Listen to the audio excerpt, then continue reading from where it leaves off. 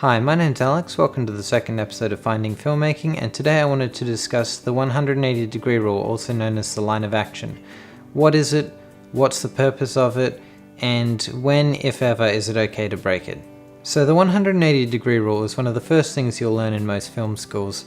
The idea is that when there's any two characters interacting on screen, you want to keep the camera on the same side of the actors. So you imagine an invisible line between the two actors, and then you've got 180 degrees on that side of the line from where you can position your camera.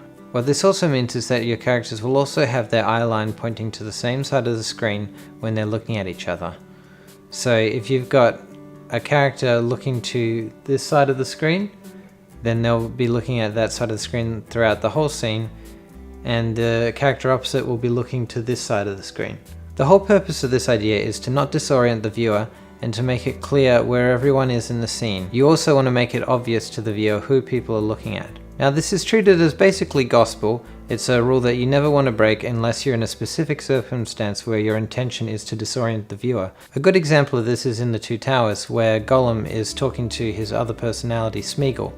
So it's the same character, but the camera swaps over to the other side to make it look like he's talking to a different person and that they're looking at each other. So in that sense you have one character whose eye line is intentionally two different directions on screen. But if you watch enough films, you might start to realize that it happens more often than that. And I see people sometimes, often film students who have just recently learned this kind of thing, looking at films from even well-established directors and saying, oh look, there, you've crossed the line of action, that was a mistake. But the thing is, and I think maybe this is a little controversial, I don't think the line of action is that important.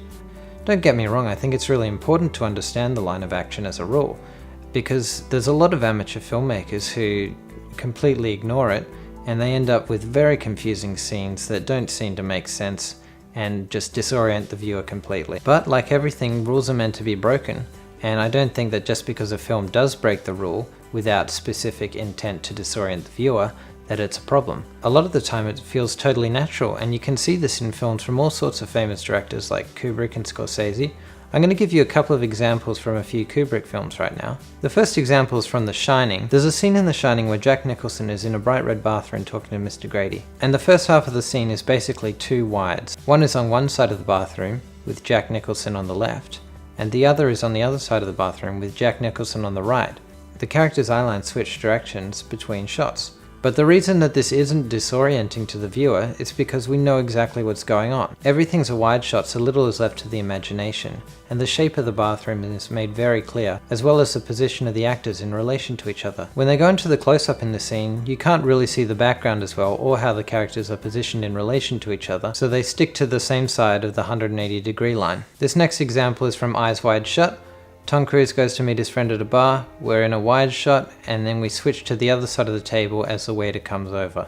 In this example, the waiter's arm is visible in both shots, and is used as a bridging mechanism to connect the two shots visually and spatially. The point I'm trying to make with these two scenes is that we know how the actors are positioned in the scene, and it's not at all disorienting or confusing to see the line of action crossed.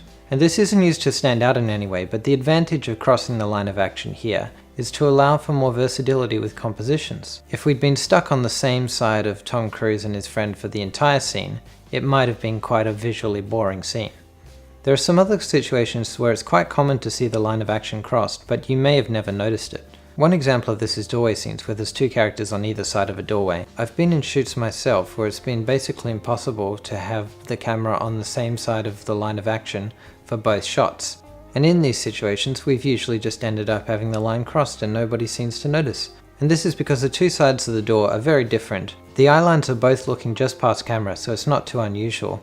And with the limited space of the hallway, there's not really much left to the imagination as to where people are looking.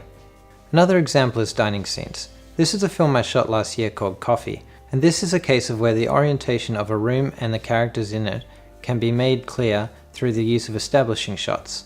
When you have a lot of characters in a scene, especially around a table or similar setting, it can be extremely difficult to make sure that everybody is always looking over the right direction in the line of action, and that every change in the line of action has a clear transition between it. In some cases this is nearly impossible. But in scenes like this, I don't think that's really terribly important. We first see a glimpse of the room in this shot, and then in this shot we see the other half of the table and what the environment around it looks like. Then as the characters sit down, we all get a rough idea of where everyone's seated, and we can see the background of the characters in the shots that follow. So throughout the rest of the scene, although I try to keep generally to one side of the table, or on the same side of the line of action for two characters in a significant conversation, overall the line is crossed numerous times. But because everyone knows how people are seated around the table, it really doesn't matter. Now don't go just using this as an excuse to cross a line of action whenever you feel like it. Always keep the viewer in mind and how they're going to interpret what's happening in a scene. But what I hope you'll get out of this video is to understand that rules are not necessarily gospel, they can be broken, and what's ultimately important is the experience for the viewer and how they feel watching the film.